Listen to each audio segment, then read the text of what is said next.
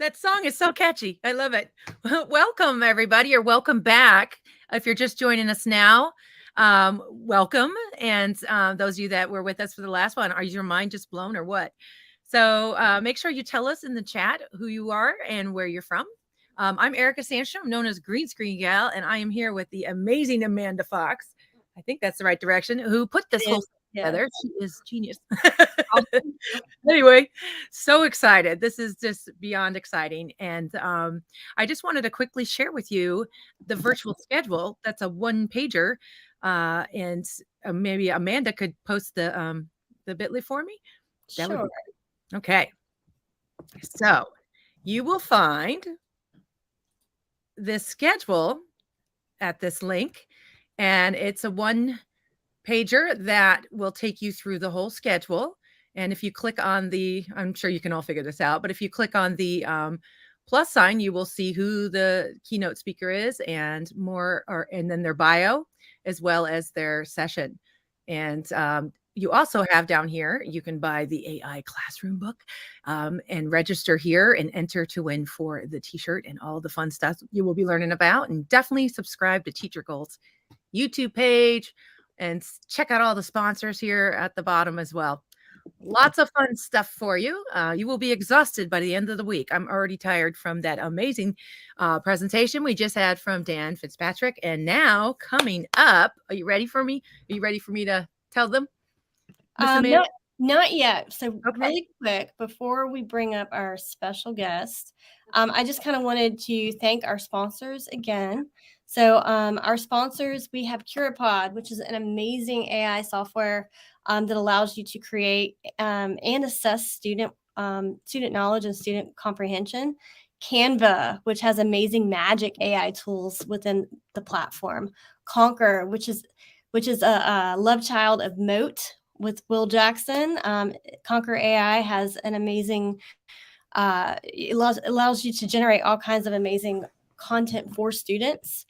Schemely, which is an AI course creator, and eduaid.ai, which was created by teachers for teachers.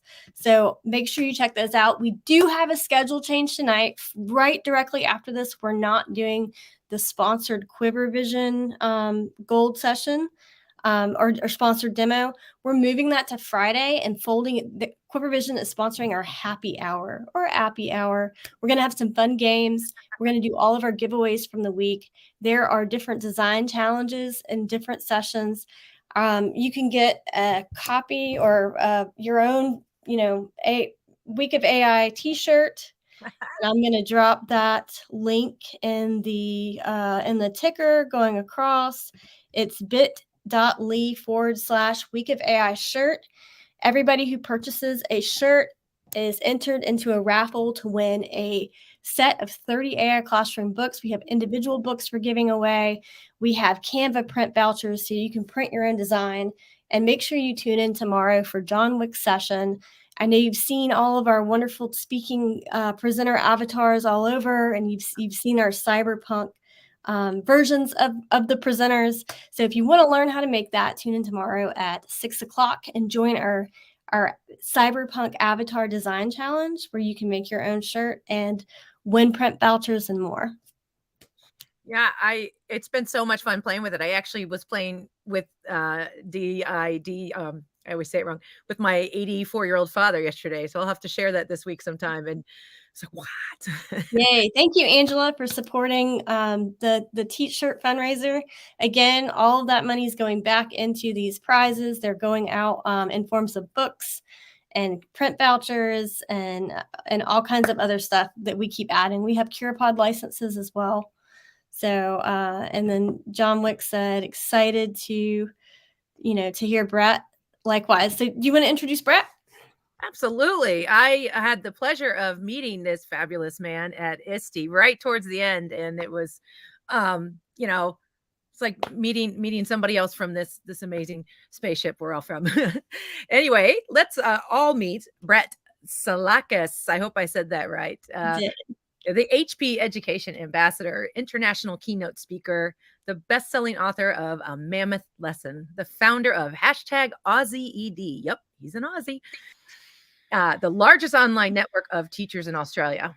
Wow, that's cool. And the co-founder of both the Ed Poet Society and #The Walking Ed. Brett is a teacher and experienced school leader who, over the past 26 years, has taught in Southeast Asia, Australia, and he is passionately committed to turning education theory into real classroom practice.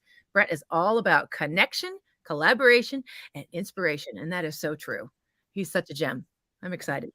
He is, and he's one of my longest standing friends in education. We met, actually, I did a keynote in Australia, and we met and we've become fast friends, and we try to meet up once or twice a year. So without further ado, Brett. Yay! Welcome to the show.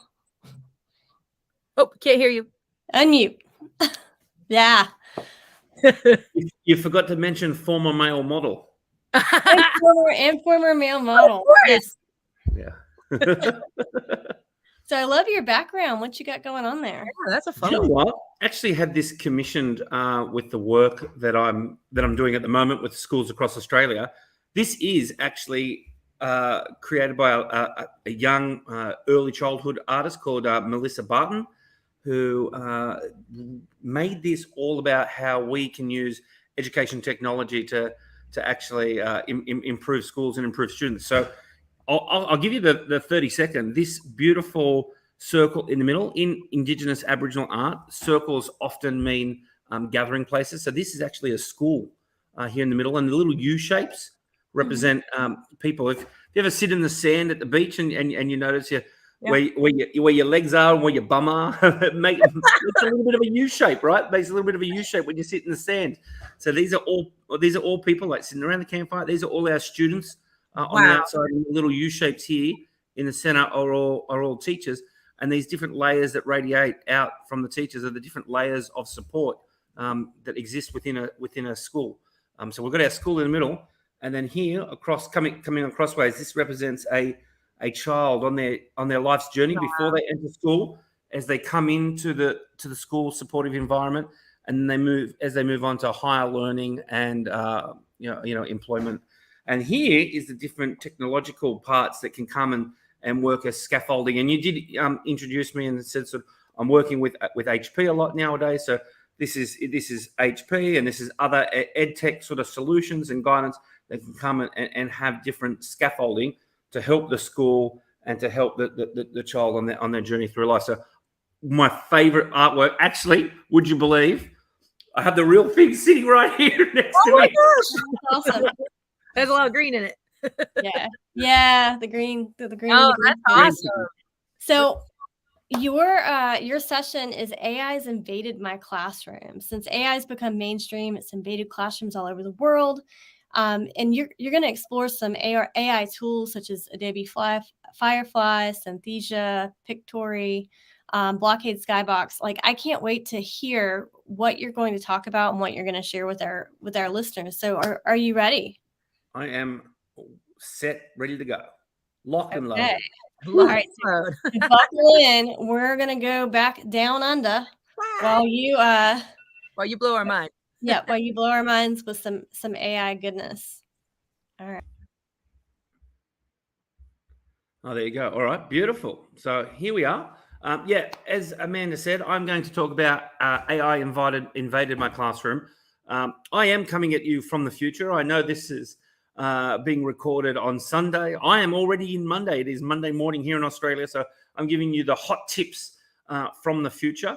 I want to be upfront and say, look, I'm an educator. I'm not some sort of AI guru. I'm not going to pretend to say that I've been playing in the AI space for the last 20 years and here's 20 years of knowledge, but I'm an educator. I've been playing in ed tech for about that long, actually slightly longer. And I've got a few tools that I want to be able to show you that you can literally use in your classroom right now that can engage your students more effectively, that can lighten your workload, and just an absolute buttload of fun to play with. I want to begin with this. I'd love to kick off with what we call in Australia an acknowledgement of country. So if you've got your phones out and you're watching, have a scan of that QR code, or maybe even if you can't do that, just go to salakas.me/Uluru. I'll make this a little bit bigger so that you can see it and make sure you scan it properly. But look at that. By scanning this, you should instantly be taken over to Uluru. Hit the little Enter VR button that's right at the top of your phone and have a little bit of a scan around. It will take you to see those beautiful red lands, the beautiful red soil around Uluru, the center of Australia, the heart of Australia. I've actually got... I'm just popping in real quick. We don't see, if you're sharing your screen, we can't see it. You need to add it. It's not popping up on the side of my screen? It's not. Ah! All right. No, Let's do it really quick. Oh, do you know what? I think I know what's happening. That's all right. Because I've got my other thing. I can see, if I go there, I can see where my screen is. You might have to remove your background. I'll remove my background. I'm so sorry. That's all right. I just wanted to pop in and lucky you did that. I'm going to have no background. You can see my bedroom now, but because it is early in the morning in Australia, so bear with me with my bedroom. This is what I was talking about. You've got this QR code here. Have a scan of the QR code. Still not seeing it. Brett, are you using the app? Or are you using a different camera because you're inside your presentation? Yeah. So, all right. If you're using the app, I can help you. No, I'm not. I'm actually using Prezi video. Okay. But I'm wondering now this is what happens when you try new things. I actually love this. I actually love this program, but they've just done an update with the virtual background, and I should not have used the virtual background. If you go down to settings, might have to just change my camera. Hold on. Yeah. I would change camera and just share screen. Yep. Just going to take me a moment. All right. While we get all set up, just a reminder that these t-shirts are available. Make sure you check them out. And we have streaming going on every day this week from 4:30, 5 o'clock until 9 o'clock. So there's 24 sessions that you can tune into. And we have some amazing speakers The link for the t-shirt is bit.ly/week of AI shirt. I just dropped it into the chat. And again, I'm going into adding it to the comments, just in case those of you who aren't getting comments. I know LinkedIn, sometimes comments aren't going out. So as much as I can, I've tried to put these links in the banner going across the bottom of the screen. Let's see here. Yep. And then for the virtual schedule, if you go to bit.ly/week of AI schedule, you can have that virtual interactive schedule made ingenially. We're giving Brett some time to pop back in and get his ducks in a row. Going to go in real quick and show the t-shirt link again in case you're interested in supporting our fundraiser. All money raised from the fundraiser are going back into giving away teachers a classroom set or a school set of the AI classroom, individual copies, Canva print vouchers, licenses to Curipod, and more. We're adding more prizes daily. Hopefully we'll get those. We'll get some fun coffee mugs up as well. All right. I'm back. I apologize for that. It looks like the update to Prezi Video, which is one of my favorite tools, is a little bit glitchy with the old background. So I just had to drop out and drop back in. So I will share my screen old school style. So I won't be able to float and see me, but that's okay. All right. So as soon as you share the screen, we'll get that popped up there and get you back on track to share your awesome AI wisdom. Shelly says she loves the Aboriginal artwork, which is amazing. DJ says hi.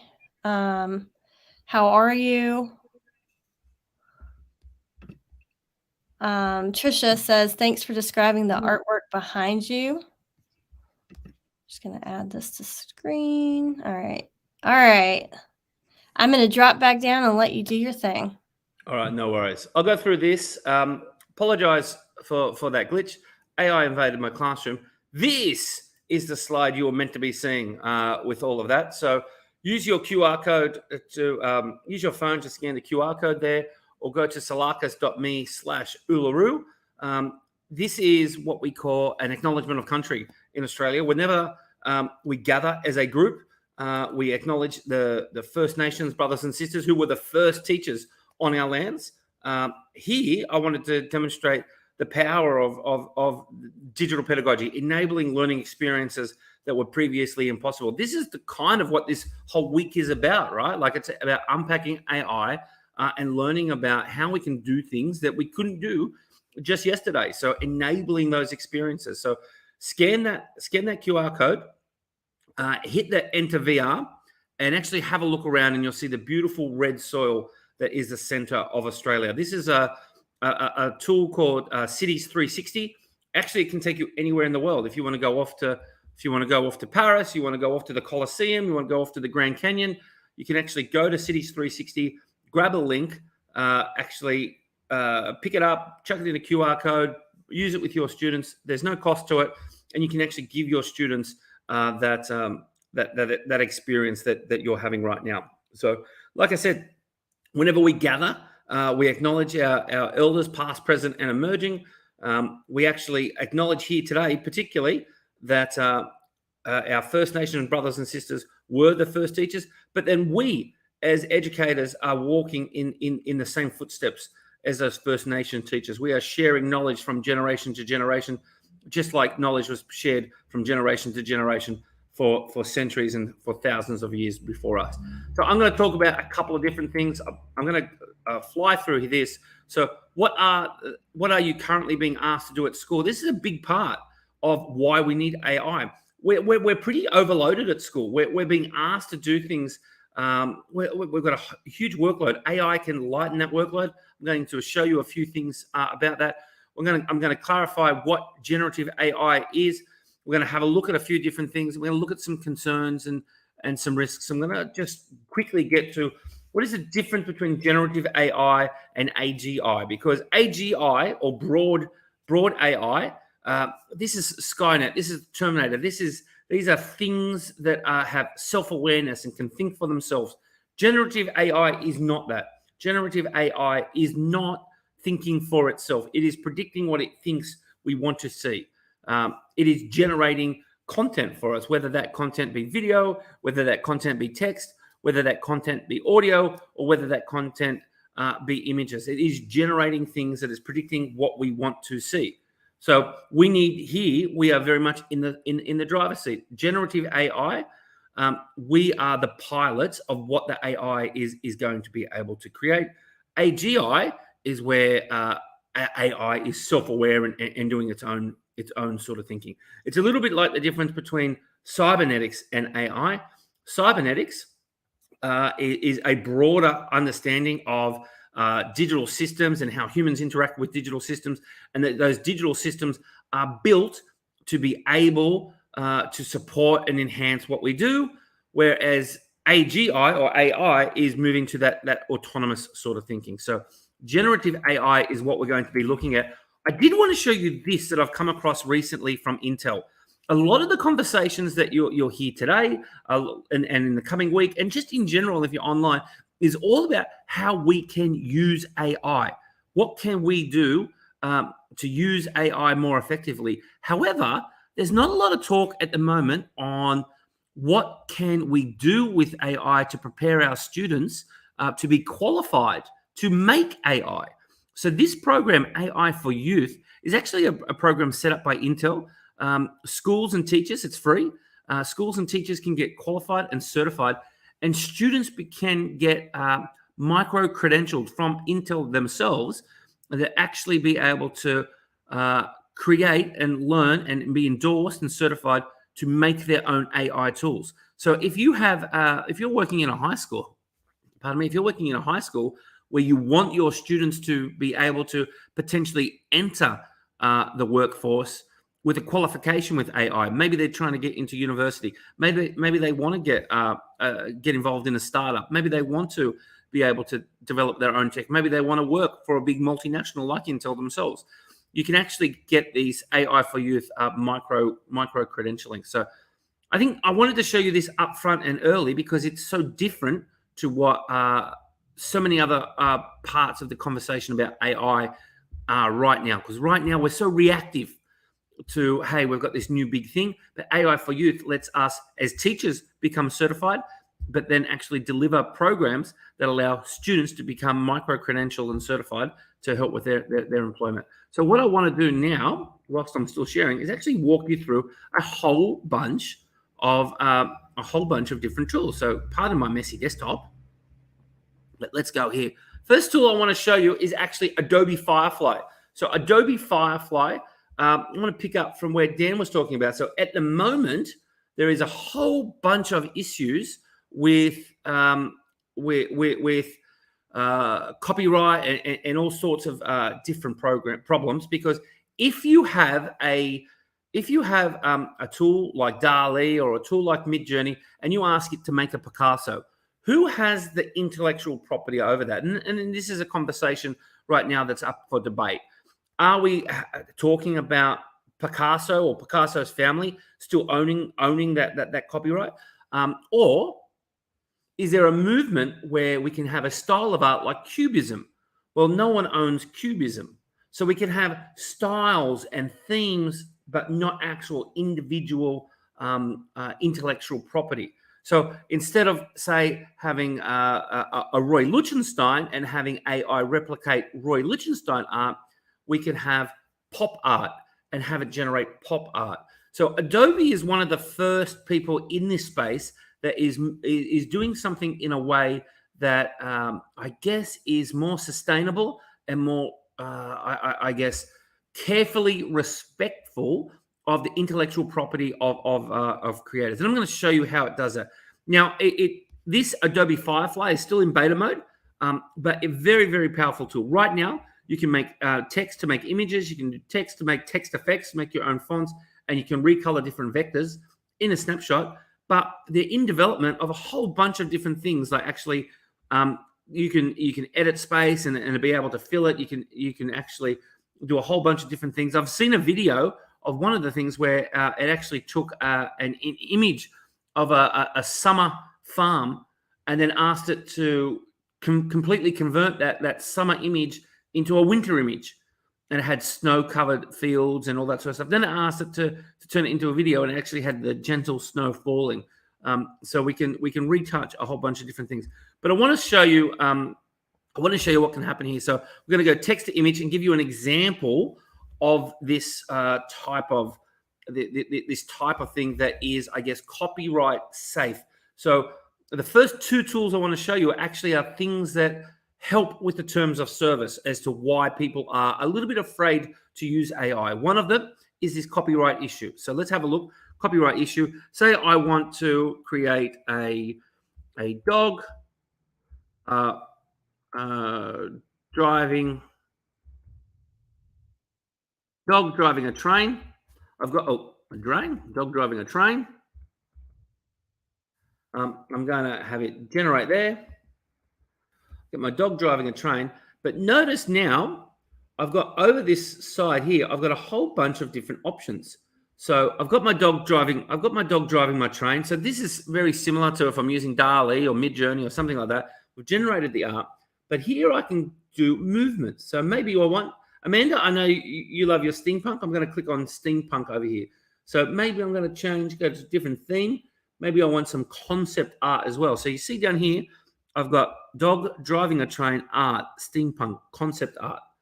You know what? Maybe I don't want to get rid of art, and maybe I want a realistic image. I want a photograph. I want photorealistic steampunk concept art. There you go. So suddenly now I've got my oh, look at this, fantastic.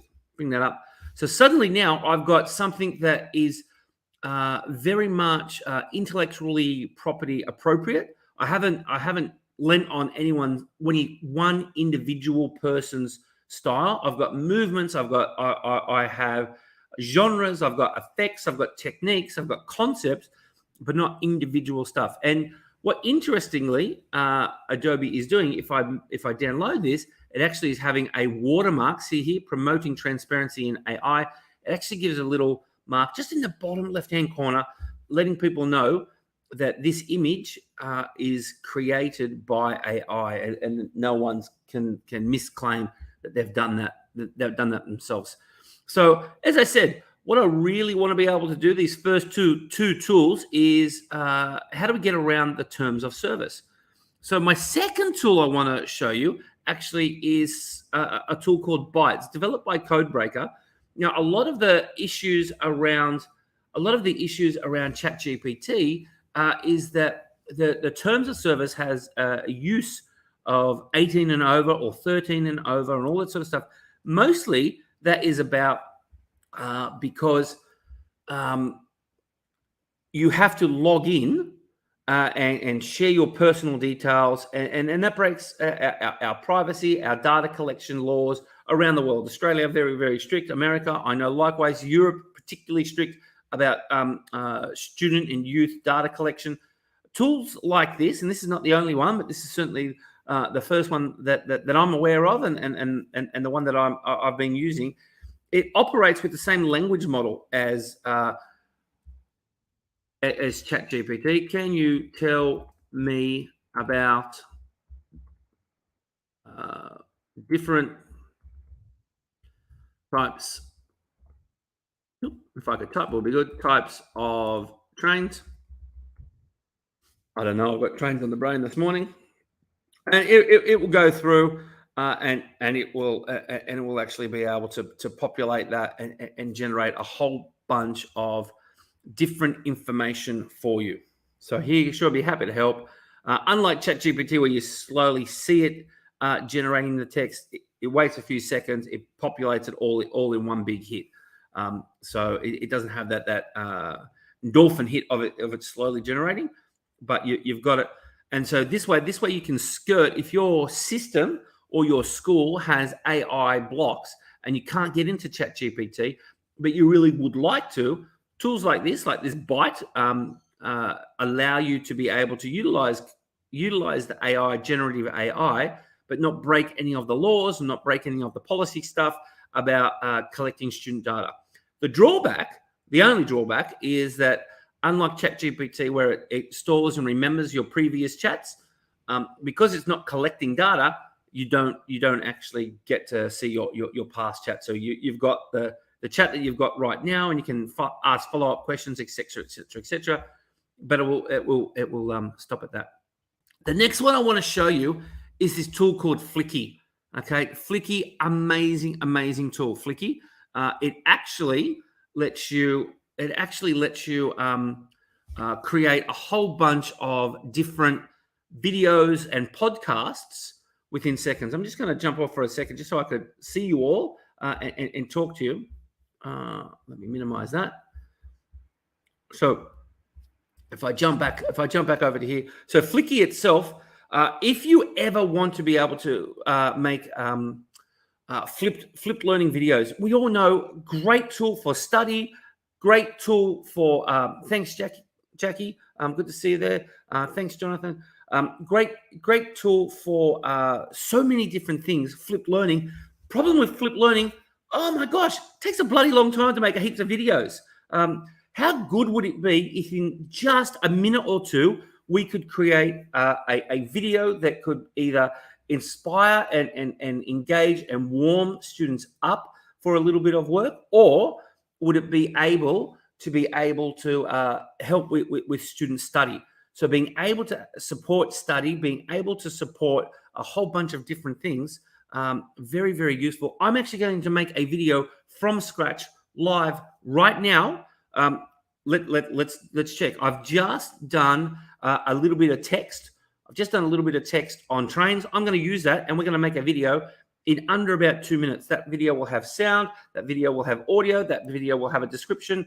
There's a whole bunch of different things. And yes, anonymous Facebook user, there is definitely audio for differentiated. So this Flicky tool that I'm about to show you right now, not only does it generate video, it generates podcasts as well. So you could have text and it will generate an MP3, and you can get the video of all the text that you've just generated. So one of the great benefits of education technology, particularly in this case, AI, is the ability to enhance the differentiation. So I'm going to go back to sharing my screen. There we go. I'm going to share my entire messy old screen. And then let's see how we go. So pop back up here. Whoa! All right, I'm going to go into Flicky. I'm going to start a new file. I'm just going to call this one trains, because we just created a whole bunch of text about trains. I've got audio only and I've got video. I'm going to create right now. And you'll see this will just be sitting in here. I'm going to go back to that thing, and I've just got here high-speed trains. I'm going to go from, there are many different types of trains. I'm going to copy this text. I'm going to jump back into Flicky. So I've used ChatGPT, or in this case, I've used Byte, and I'm going to set up my own work. You can see here, it has a voice that it has started with Sarah. I'll show you that in a moment. I've got trains. I'm going to hit this plus sign, add a new section. It will come down here, and I'm going to just paste in all of my text. Let that pop in for a sec. Here we go, thinking. How well does Flicky hold up whilst I'm presenting and generating at exactly the same time? We shall find out. Come on, Flicky, don't let me down. I'm going to be impatient. You got about 10 more seconds. I'm going to have to go to one that was made previously. Oh, here we go. Look at that. So it's actually put each paragraph into different sections, and it has automatically generated different types of video that it fits the text. It hasn't done it for that because it hasn't been able to think of this. So I'm just going to click this one here. I'm going to get onto that. So I've selected, you can see that selected, and I'm just going to go down and I'm just going to ask it to auto pick a video there. Insufficient text. I might have to click on it myself and actually say, I want a train.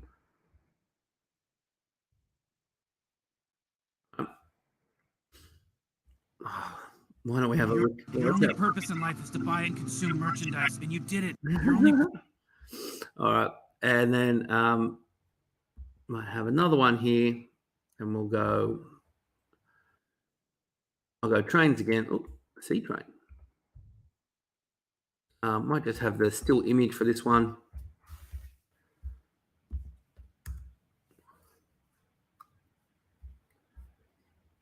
All right, got my still image done.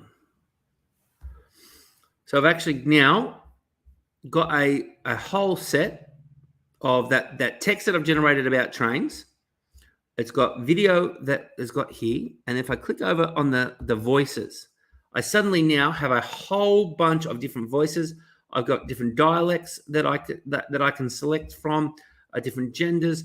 When we talk about accessibility, how about you have multiple different languages? So I can immediately translate this into multi-language sort of presentation. So if I'm doing a presentation for school, how much more inclusive for my entire community could I be? So I'm just going to leave it at Sarah for now.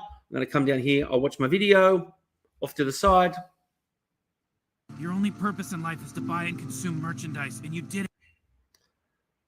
All right, and actually what will start happening is it's playing the video, and you can probably hear Sarah reading over the top there. She'll read all of her text. So what you can do here from that point, I actually get to export that video.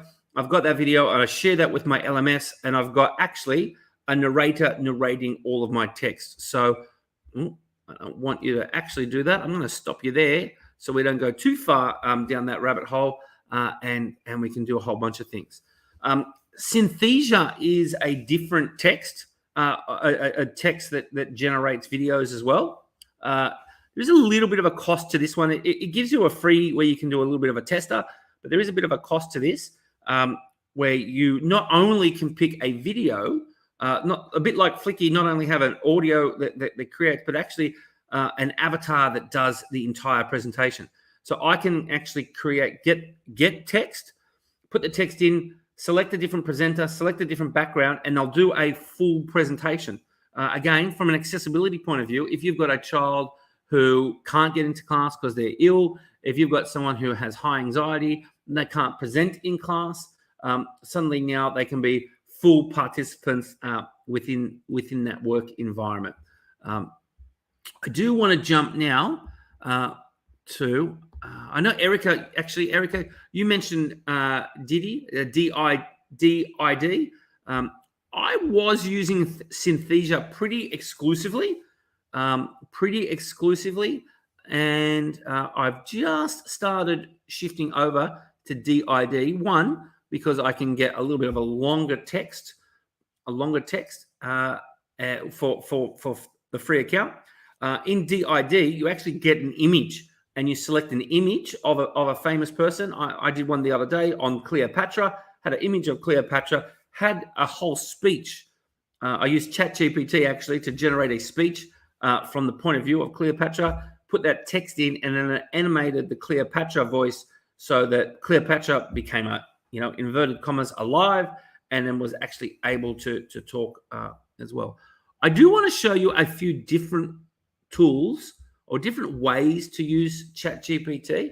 I know we've been exploring, we've all been exploring, and I said to you at the very beginning of this session, I'm not an AI expert. I'm a teacher, I'm a school leader, I'm an ed tech sort of aficionado, but I've been playing with a lot of these AI tools, like a lot of us, and we've been using it to, generate text, generate information, a little bit like what I did with the trains to generate stuff. But check this out. I was actually demonstrating just last week to some career advisors in the state of New South Wales, my home state. So let's have, I'm going to tell ChatGPT to have a persona. You are now a high school career advisor help me to support a student. I'm telling it what I want it to do, and I don't want it to go too far, so I'm going to get it to stop generating. Get to know the student. La la la la la. A student called Rory has interests in photography, sport, music, and playing Xbox.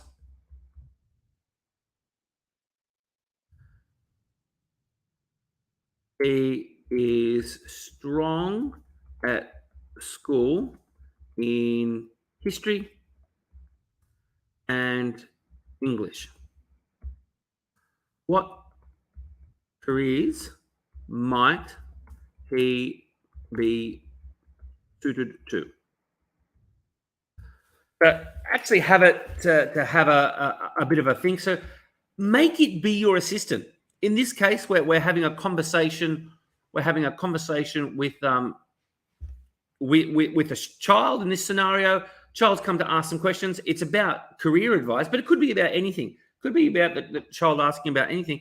Instead of having to go and Google it and spend half an hour like working through and doing things and having that relationship with the child, suddenly we get that immediate feedback that we can talk through. So I can actually sit here with Rory and go, all right, Rory, let's see what it's coming up with. Sports photographer, video game journalist and tester. That sounds like fun. I'd like that job. Advertising copywriter, history or history teacher, content creator, video game journalist or tester. Tell me more about becoming a video game journalist or tester. So give me a little bit more detail. Becoming a tester can be exciting, passionate for gaming, each roles. Okay, I'm going to let it go for a little while. You can do these sorts of things, developing strong writing. Yep. I'm going to start telling it what I want it to do next in a moment. What university study best prepares me for this role? Ask it to just stop generating for a second, and I'm going to get it to follow up on this. While a specific university degree may not be required for video game journalism or testing, there are several fields of study that can help you prepare this for: journalism and communications, English and creative writing, media studies or film. Let it go for one more. Okay, done. I'm going to stop there. Now, here's where we get to really use it. So right now it has helped me do my job, but I want it to help me do administration work. So I'm going to say, can you summarize all of the above into an email that I can send to Rory and his parents? All right, so it's now going to shape the email. Dear Rory and parents, I hope this email finds you well. As career advisor, I've been exploring potential. So it's now going to summarize all of the information above. So this is not obviously just for being a career advisor, but any avenue in which you want to explore and follow with your students, get ChatGPT to do a summary of that exploration at the ending. Share that with your students. So not only have they had the learning experience, but then they've got the follow-up notes as well. Now, imagine I could just as easy do this, then throw that back into Flicky and actually have Flicky generate a video about becoming a video game tester in journalism. So that if I wanted to, I could be creating almost a careers, an online asynchronous careers evening with a whole bunch of these. I could have a few different conversations with a few different students, make some videos, and do this. But I could do this for just about any area of inquiry, not just careers, whether it's specific content on what we're doing or anything. But this, I just think, is magical. To be able to have a conversation with the child, document that conversation, and then very, very easily and professionally have an email generated that I can now tweak, send to the parents, document to the child, CC in whoever I want to CC, and actually keep a record of that. So I'm becoming a more effective teacher. I'm becoming a more efficient with my time. So it gives me more time to actually have empathy and get to know the children and talk to them person to person, but also that professionalism of that follow-up information and keeping that summary so that people can refer back to it, either for study purposes or for information purposes. Very, very powerful. The very last tool I'm going to show you right now before we jump into some questions, I think is the easiest of all the tools that I'm going to show you, but absolutely the funnest. Erica, I know you're going to love this from your videos and your green screens. I can imagine you're going to have a bit of a play with this type of world. So Blockade Labs or Skybox, Blockade Skybox Labs, they kind of interchange between the two. It's a little bit like DALL-E. I've seen one school in Queensland using this. Shout out to Ormiston College, in particular, Craig Askin, who showed me this tool. Having students do a generative AI image, but a 360-degree image, then have students compete to draft up a description. So you've got descriptive text. So now students don't only need to imagine what their worlds will look like, they can visually see them. So we can draw out beautiful vocabulary and beautiful written language. If you were able to grab an image like this, have students with their text and actually record the audio and then dub that over here so we can export these images, dub in, overlay the audio and actually have a complete immersive world where you can hear the student's description of the world and actually visually see the world that they've created. So let's go back. We've got our dog driving train. So let's have steampunk style trains with lots of dogs. I have no idea how that got into my head, but we've got that. I can have digital painting. I've got a whole bunch of, I can have realistic, fantasy, advanced, sci-fi, computer animation, scenic, dreamer, oil painting, manga, surrealist, watercolors, a whole bunch of different. Let's do a fantasy land style. So let's generate this. It'll only take a moment, and we'll have a steampunk style train. And then you definitely have to show your screen so we can see this final result. Am I not sharing my screen? Oh my God. It's okay. I was like, you're sharing the best thing ever for me. And I'm like, yes. Blockade Labs is amazing. Michael Fricano is actually showing at App Smash with CoSpaces on Friday. So make sure you attend his session if you want to look at how to generate 360-degree spaces and upload them into CoSpaces for further enhancement, adding that audio, the coding aspect. And my son just recently had to create a habitat for a fox. He's in 2nd grade. And I showed him how to create a forest with a stream. And he made it. We uploaded it into CoSpaces and he built a fox's habitat, like you just manifesting it. So yeah, there you go. I'm so blown away. Erica, let's do a different one live. Wait. Okay. All right. I'm so excited. Give me a prompt. What do you think? You want me to give you a prompt? Give me a prompt. So my students made video games and on the Oregon Trail. So we were looking at Manifest Destiny. What about the Oregon Trail? Like what that would look like? Oh, did I spell Oregon right? With an O, G-O-N. G-O-N, Oregon. Okay. Oregon. I might have said Oregon. My southern accent. That's right. Cultural context. It's all good. Let's go.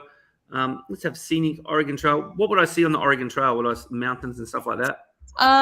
Oregon Trail, like if we're in Independence, Missouri, the classic game had Mike's shop where everyone's. So I would say covered wagons, horses.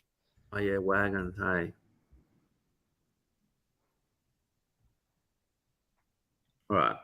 Well, let's generate that. Let's see how fast we go. See how far close we get A to it. stream that contains dysentery. Everyone Why died of is it there? dysentery on the Oregon Trail day. Yeah. It was Snakes. like 95% of the snake ways bite. the game ended. This is wild. I've had a bit of a shocker with the old sharing the screen today. My apologies. Here we go. Please, we've all done it. Oh my gosh. Yeah. All right. So here we go. Oh, Here's an Oregon cool. Oregon Trail. Oh, we got a train. Oh, Right, that's maybe so a A cool. little out of place. I am not going to sleep tonight. I'm just not. This Oh, is so we got a cool. train. Oh my gosh. I have played. I have incoming fallen down a crash. rabbit hole. Like I played with this for hours and hours. Just my 8-year-old son has asked several times. Like it's so great because we've got a Chromebook here and I limit his time. I'm like, well, you've only got an hour to play with this, and he's like, oh, is it my hour to build and code? And so I've kind of reversed it to where it's like in demand. There's artificial scarcity there for him to like, he's only got an hour to get in. Right. And I did that intentionally to make him want to do it. You know what's so funny? In the chat box, someone said, "Would you put in Oregon train?" That's what. Oregon Oh, train. did I? Oh, did you? Yeah, they said Oregon train. So I was like, "Well, that makes sense." So I did a good job, That's AI. hilarious. That's hilarious. It All right, did do a good That is job. my fault. That is You my fault. combine the I trains will- and the trails. I will admit, I was a little bit jumpy. The tech wasn't working. I kept my calm as best as I could, but I didn't quite get to share my screen the way I intended to. It rattled me, but pivoted and hopefully delivered something that was palatable and interesting. But like I said, I think we're all explorers. I did want to point out, like, I do think we need to look at things like what that Intel bit is with that AI for youth. I think there's lots of conversation right now about how do we use AI, but we know that the whole point of education is to either have students prepared for higher learning or employment. If we're using AI and AI is going to be a big part of their employment, they shouldn't just know how to consume it, but they need to know how to build it and shape it and work with it. And so tools like that and avenues like that, I actually think we need to be having more discussions about that type of thing. Hey, Melissa, thanks so much.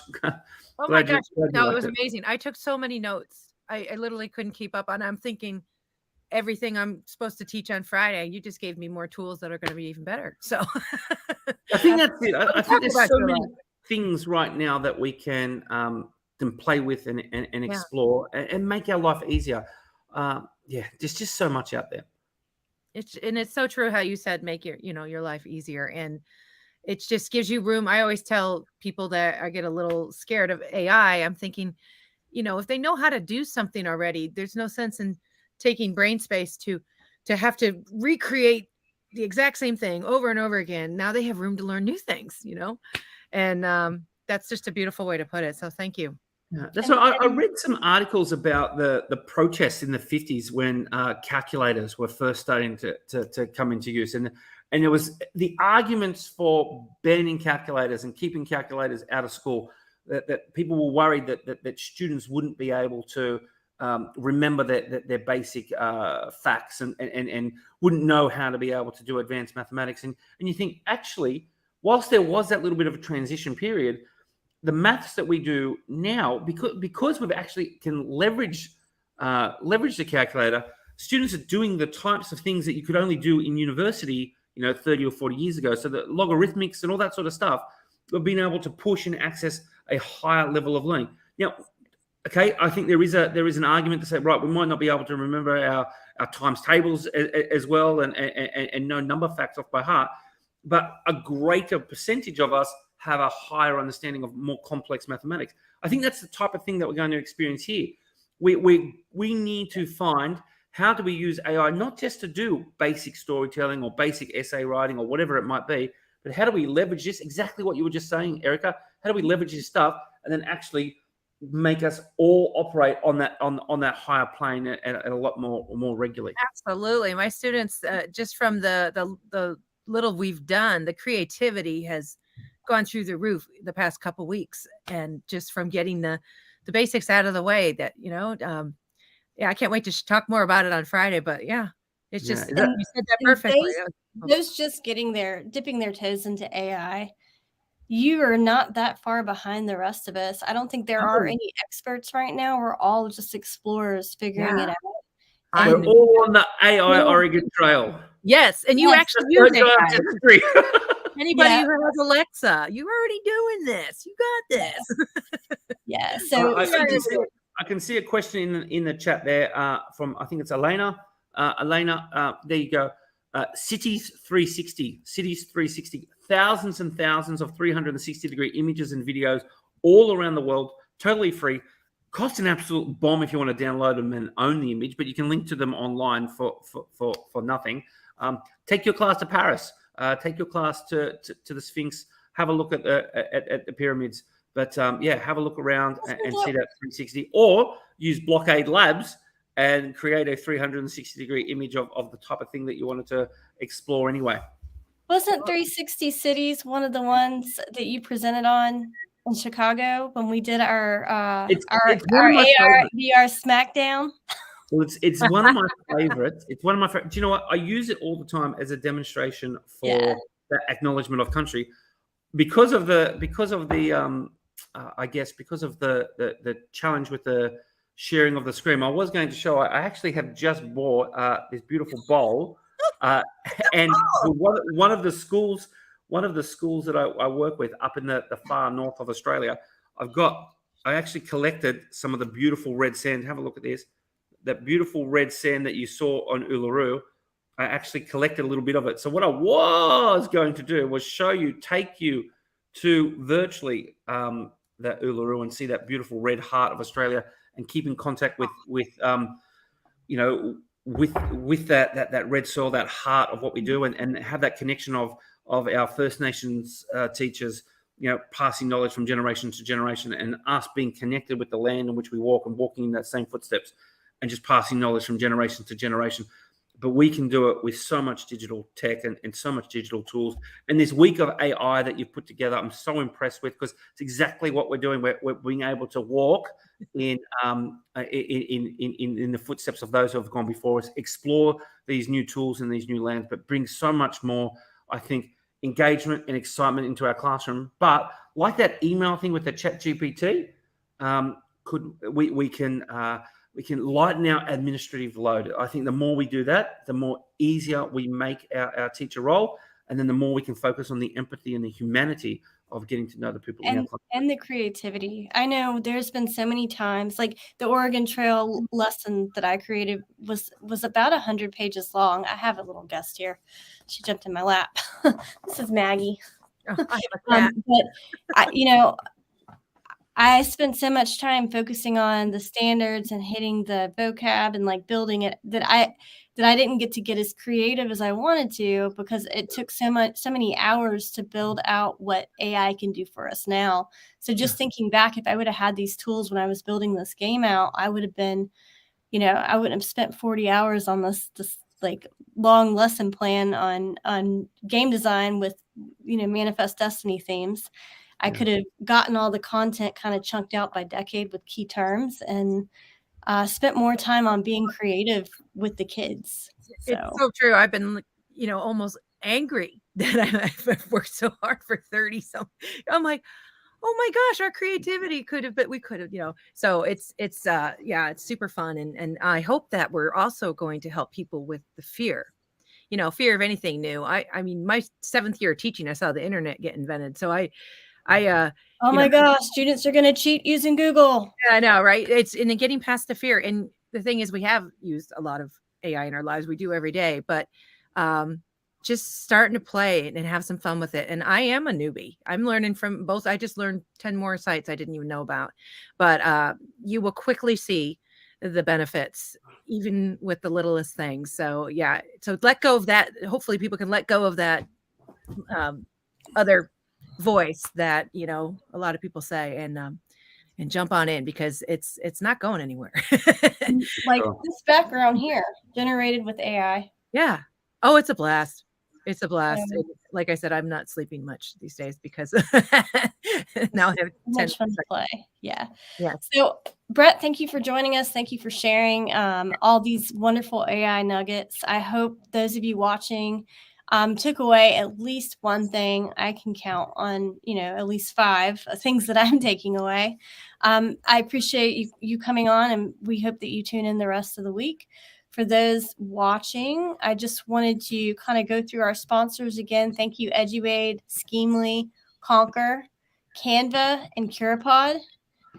Without them, this event wouldn't be possible. And don't forget to pick up a copy of your /Imagine Week of AI t-shirt. Now, that /Imagine, that's the actual prompt that you start a Midjourney text or text-to-image description with. So we're going to learn more about that tomorrow in John Wick's session.